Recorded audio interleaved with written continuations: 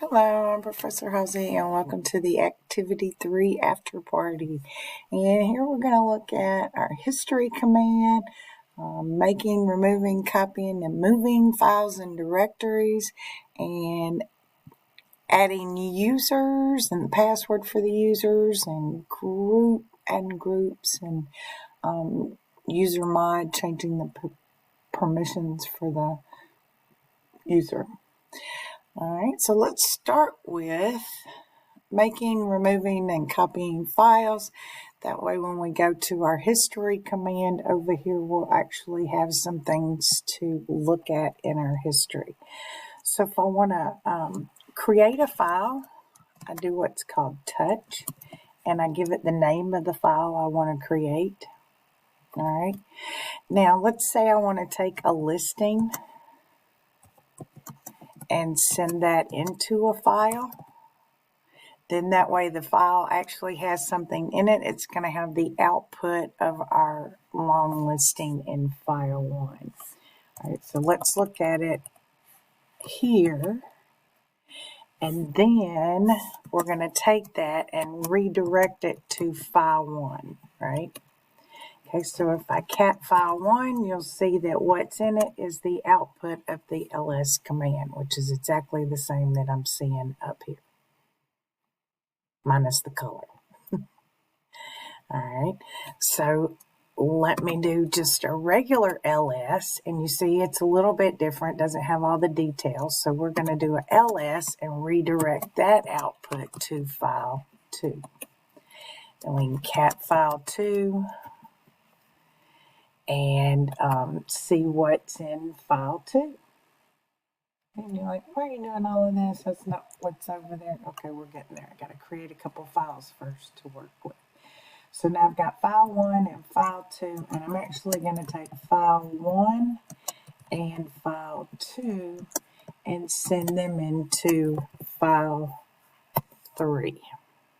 Okay? All right. Now when I do my listing, you'll see I have file 1, file 2, and file 3 there. Okay. So let's say that's good, but I need to make 3 folders and put file 1 in folder 1 and file 2 in folder 2 and file 3 in folder 3. So let's make our directory. Oh, and folder 2 is going to be inside of folder 1 and folder 3 is going to be inside of folder 2. Okay, so first we'll make our directory called folder 1. All right. Inside of folder 1, I want to put file 1. Okay, so I'm going to move file 1 to folder 1.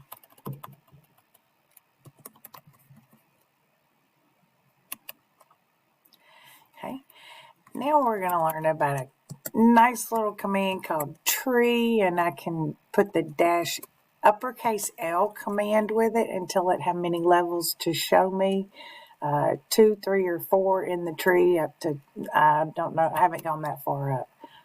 But you can see here now that it took file 1 that was up here with file 2 and file 3, and it moved it inside of folder 1. Okay? All right, so now I want to move into folder 1, so I use my cd command for change directory to folder 1. And if I do my listing here, I can see file 1 that's in there. All right, and I also now want to make my directory called folder 2.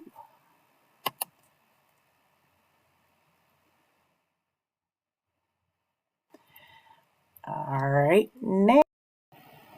Okay, so I wanted to show you here that off of folder 1, we have in folder 1 is file 1, and then under that is folder 2. So we now have folder 2 there. Okay, so I'm going to cd space ... to move back up to the root. And now I want to copy file 2, and I'm going to send it to folder 1, folder 2, and I want to give it the file name file 4. Okay.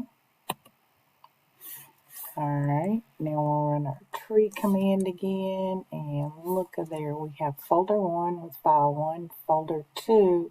I made a copy of file 2 in there called file 4.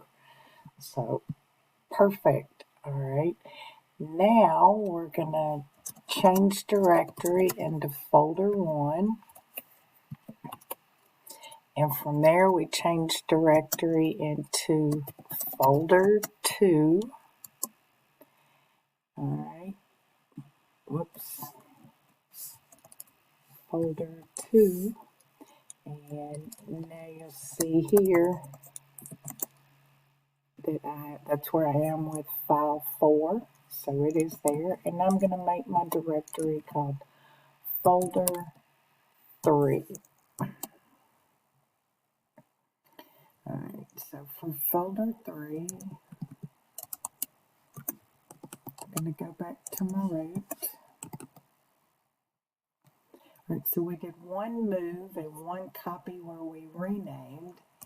And now I'm just going to do a copy where I keep the name the same. So from here, I want to change, copy file 3. So I got to change that, file 3. And it's going to go folder 1, folder 2, and then we're going to put it in folder 3.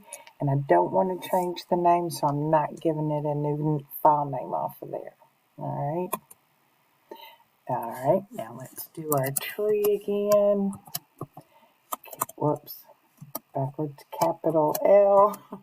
Let's go 4 levels. That should be enough to see it all. There we go. So we have, you see I copied file 3 again, and instead of renaming it, it just left it file 3.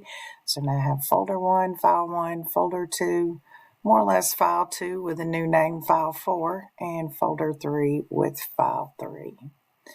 Alright, so we've looked at making a directory and copying files and moving files. So now let's say we want to remove the file 2 and file 3 that are still at the root directory. So I can remove file star. And yes. And then I can do my listing, and you'll see they're no longer there. So now we've looked at making directories, removing directories, removing files. I didn't remove a directory. It's about the same process. Copying folders and moving folders. Now we're going to go back up to the history command, and you can see over here I have how to use the Linux history command. All right, so an account with root or sudo privileges, access to the terminal. They're running Ubuntu, that's okay. We're testing it in Fedora to see if it works the same. All right, so I'm going to type history, and you'll see that because we just did a bunch of work, actually let me clear the screen, then we can type history. And it just gives us a list of all the commands that we've recently typed, beginning from the very first ls to where we send it into the file and then put the 2 files into file 3. So everything we did, even down to the last command that we entered history, it's all here. All right, so we know exactly what we've done. We could go back and look through it if we needed to troubleshoot something we've done, or if we had to remember the order that we've done something in, we can always go back and look. All right, and it was saying here using the Control plus R with the history. I'm not seeing that as an option. Of course, there are a lot of options in here. So what I want to do is look at a couple of these, and then I'm going to encourage you to come here and walk through some of them yourself. So if I do, say this is too many to look at and I only want to see the last 5 things I did, I can do history 5 and it gives me the last 5. All right. Or let's say we want to do a history and then look through that.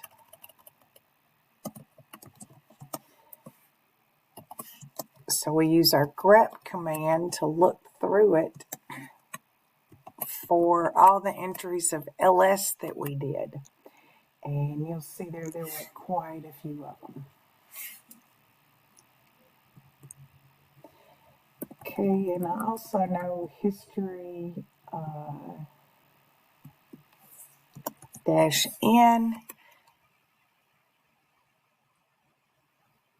should give me my line numbers, but that did not. Interesting. And it looks like it did over here. It actually put the line numbers on it, which, okay, maybe it's doing that now by default. That may be a difference in the 2 different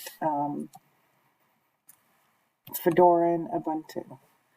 All right, so I'm looking at the -I option, which is supposed to make it ignore case.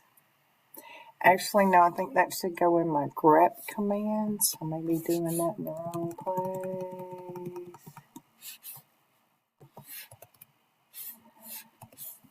Let me keep going because I know it added it. Oh, and here's the neat one. We can actually,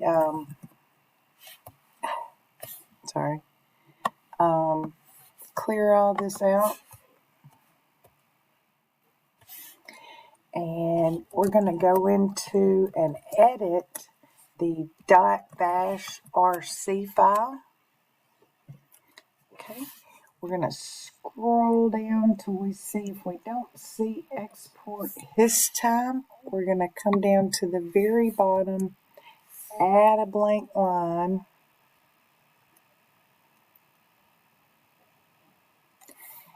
and I don't think it'll let me copy it,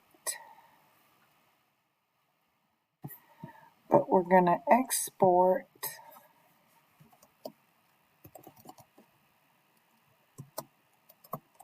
hist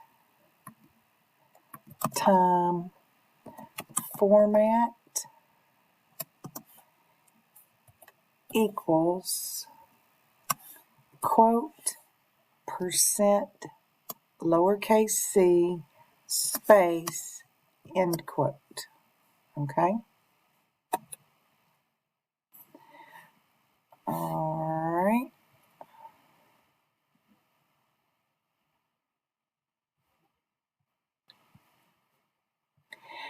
And okay, we'll do Control X to exit, Y to save, and Enter to accept that file name. Okay, so now when we go in and we do history, it comes out in the column format. It should be showing my date and time.